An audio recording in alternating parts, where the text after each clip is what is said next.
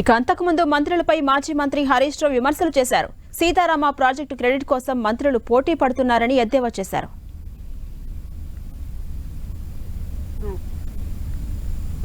Land acquisition చేసిండ్రు, పంపులు మోటార్లు తెచ్చి బిగించిండ్రు, సబ్ స్టేషన్లు కట్టిండ్రు.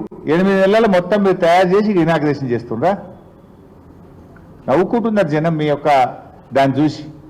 అరే రోజు ఒక్క మంత్రి పోతున్నాడు, పడిపోతున్నారు. వాళ్ళ మధ్య పోటీ నడుస్తుంది. ఇప్పుడు ఫస్ట్ సమస్య ఏంటంటే రోజు పేపర్లు చూస్తుంటే 3 ఖమ్మం జిల్లా మంత్రుల మధ్య పోటీ నడుస్తుంది.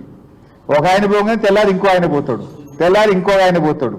మీరు 3 ఎట్లా పోతారని నీళ్ళ మంత్రి పోతాడు, అగో నీళ్ళ మంత్రి ఎట్లా పోతాడు అని ఇప్పుడు ముఖ్యమంత్రి పోతాడు. ఇది నడుస్తుంది ఖమ్మం జిల్లాలో. గమ్మత్ ఏంటంటే పోనీ మీరు చేసిన దానికి ఏదైనా చెప్పుకునే ప్రయత్నం చేసినా బాగుండు. ఇలా బీఆర్ఎస్ ప్రభుత్వం చేసిన దాన్ని తమ ఘనతగా చెప్పుకునేటువంటి పరిస్థితికి అంటే ఒక పరాన్న జీవులుగా ఈ కాంగ్రెస్ పార్టీ ప్రభుత్వం నాయకులు వ్యవహరిస్తూ ఉన్నారు.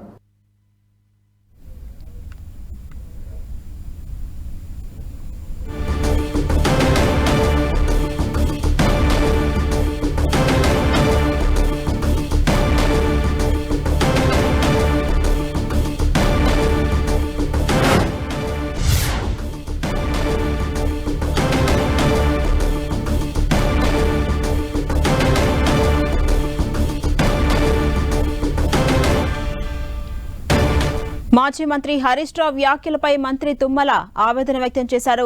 తాను ఫ్లెక్సీల కోసం, క్రెడిట్ కోసం ఏనాడు ఆరాటపడలేదని తెలిపారు. జిల్లా ప్రజలకు సేవ చేస్తున్న తనపై ఇష్టానుసారంగా మాట్లాడటం సరికాదన్నారు. జిల్లా ప్రజలకు నీళ్లు ఇవ్వాలి అన్నదే తన లక్ష్యమని, కీర్తి ప్రతిష్టల కోసం ఆరాటపడే వ్యక్తిని కాదన్నారు తుమ్మల.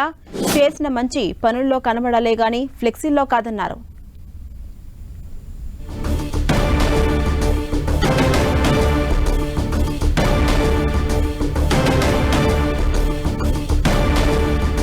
ఇక ఇదే అంశంపై మరింత సమాచారం మా ప్రతినిధి సైదులు అందిస్తారు. సైదులు, ఖమ్మం ఉమ్మడి జిల్లాలో గోదావరి జలాలను సద్వినియోగం చేయాలని, ప్రతి ఎకరాకు నీళ్లు అందించాలనే సంకల్పంతో నాడు టీడీపీలో ఉన్న, బీఆర్ఎస్ పార్టీలో ఉన్న, ప్రస్తుతం కాంగ్రెస్ పార్టీలో ఉన్న తన లక్ష్యం అని చెప్పి పదే చెప్తున్నటువంటి తుమ్మల నాగేశ్వరరావు పైన బీఆర్ఎస్ పార్టీ నేతలు చేసిన విమర్శలపైన ఆయన మీడియా సమావేశంలో భావోద్వేగానికి గురై కన్నీరు పెట్టిన పరిస్థితి మనం చూసాం. విజువల్స్ లో కూడా స్పష్టంగా తాను 40 ఏళ్ల రాజకీయ ప్రస్థానంలో రాజకీయ లబ్ధి కోసం ఎక్కడ కూడా పాపం చేయలేదు, ఫ్లెక్సీలు పెట్టుకొని ఆర్భాటం చేయాల్సినటువంటి పని నాకు ఎప్పుడూ లేదు. ఏదైతే చేసినా కూడా ప్రజలకు అంకిత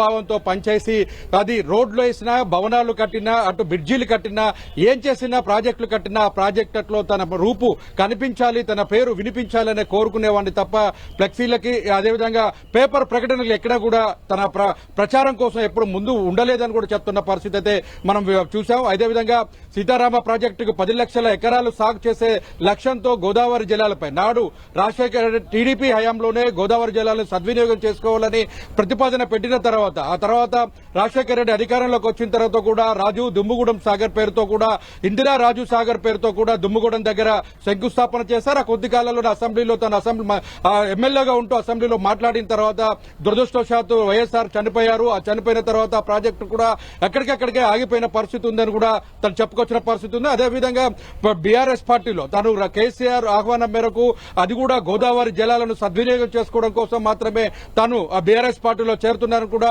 ఆనాడు ఆహ్వానం మేరకు చేరారని కూడా తుమ్మల నాగేశ్వరరావు చెప్పారు. అయితే బీఆర్ఎస్ పార్టీలో చేరినప్పటి నుంచి కూడా గోదావరి జలాలకు సంబంధించి కూడా నాడు సీఎంగా ఉన్నటువంటి కేసీఆర్ చేతుల మీదుగానే మొత్తంగా శంకుస్థాపన చేశాను, పాలవ పనులు కూడా పూర్తి చేశాం. కొంత మళ్లీ తర్వాత రెండోసారి తను ఓడిపోయిన తర్వాత 5 ఏళ్ల తర్వాత మళ్లీ పనులు స్తబ్దతగా ఉండిపోయాయి. మోటార్లు తీసుకొచ్చి పిడి చేసిన తర్వాత ఎక్కడ కూడా మోటార్లు పనులు లేకపోవడంతో నిర్వీర్యం అవుతాయనే భావనతో కూడా పూర్తిగా పనులు చేసే ప్రయత్నం చేసినప్పటికీ గత కొంతకాలంగా పనులు ఆగిపోయి తిరిగి కాంగ్రెస్ పార్టీ 8 నెలల కాలంలో అధికారంలో వచ్చిన నాటి నుండి కూడా కాంగ్రెస్ పార్టీలో చేరే ముందు కూడా రేవంత్ రెడ్డి కూడా తను కాంగ్రెస్ పార్టీలో చేరాలంటే గోదావరి జలాలను ఉమ్మడి ఖమ్మం జిల్లా ప్రజలకు అందించేందుకే తను కాంగ్రెస్ పార్టీలో చేరుతున్నారని కూడా స్పష్టం చేసిన పరిస్థితి. అప్పటి నుంచి కూడా రాజు దుమ్ముగూడెం సాగర్ సంబంధించి మునుగోడు నుంచి కూడా సీతారామ ప్రాజెక్టుతో నామకరణం చేసిన కేసీఆర్ కి మళ్ళీ ఆ సీతారామ ప్రాజెక్టు పనులు కూడా వేగవంతం చేసేందుకు ప్రయత్నం చేస్తాం. అదేవిధంగా ఒక 70 కోట్ల రూపాయలతో ఖర్చు చేస్తే ఏన్కూరు దగ్గర సంబంధించిన దానిలో కెనాల్ రాజీవ్ కెనాల్ పేరుతో చిన్న కాలువను దాదాపు 8 కిలోమీటర్ల పాటు కాలువ తీసుకోవడం వల్ల ఆ కాలువలో గోదావరి జలాలను తీసుకుని పూర్తి స్థాయిలో కూడా ఆ గోదావరి జలాలన్నింటినీ కూడా ఏన్కూరు అటు వైరా రిజర్వాయర్ అనుసంధానం చేసి కృష్ణా జలాలు రాకపోయినా ఆ తర్వాత సత్తుపల్లికి అంటే నదిరా వైరా సత్తుపల్లి 3 నియోజకవర్గాలు కూడా నీళ్లు అందించాలనే లక్ష్యంతో కూడా మొదట పనిచేస్తాం. కానీ తను అభిమానించే నాయకులు తన గురించి తెలిసినటువంటి వ్యక్తులే తన పైన విమర్శలు చేయడం ఎంతవరకు సబబంటూ కూడా తుమ్మల ప్రశ్నించిన పరిస్థితి ఉంది. ఎక్కడ కూడా ప్రభుత్వం అంటే గతంలో ఎల్లంపల్లి ప్రాజెక్టుకు సంబంధించి కాంగ్రెస్ హయాంలో పూర్తి చేసినప్పటికీ ఆ జలాలను మొత్తం కూడా నీళ్లు విడుదల చేసింది బీఆర్ఎస్ ప్రభుత్వం. అయితే మన టీఆర్ఎస్ ప్రభుత్వం ఇప్పుడు ఇప్పుడు సీతారామ ప్రాజెక్టు పనులు కూడా పూర్తి కాకముందే ఇంకా పూర్తి అవుతున్న దశలో ఉన్నాయి. ఈ పనులు కూడా సాగునీళ్ళకి 1,75,000 ఎకరాలు అందించే లక్ష్యంతో తాము పనిచేస్తున్నాం. ఇప్పుడు ఈ ప్రచారం కూడా తమకు కావాలంటే తమ సభా వేదిక మీదకి వస్తే ఆ నీళ్లు చల్లుకునే అవకాశం కూడా కల్పిస్తానని కూడా తుమ్మల రివర్స్ లో కౌంటర్ ఇచ్చిన పరిస్థితి అయితే కనిపిస్తుంది. మొత్తంగా సీతారామ ప్రాజెక్టు పైన రాజకీయంగా మొత్తం విమర్శలు ప్రతి విమర్శలు కొనసాగుతున్నాయి. అటు అధికార పార్టీ ప్రతిపక్ష పార్టీల మధ్య జరుగుతున్న నేపథ్యంలో తుమ్మల మాత్రం బీఆర్ఎస్ పార్టీలో ఉన్న టీడీపీలో ఉన్న ప్రస్తుతం కాంగ్రెస్ పార్టీలో ఉన్న కూడా ప్రజల ఉపయోగాల కోసం స్థిరస్థాయిగా నిలబడే కార్యక్రమాలు చేపట్టాలని కూడా ఇటు పలికిన పరిస్థితి అయితే ఉంది. Right, thank you Saidulu.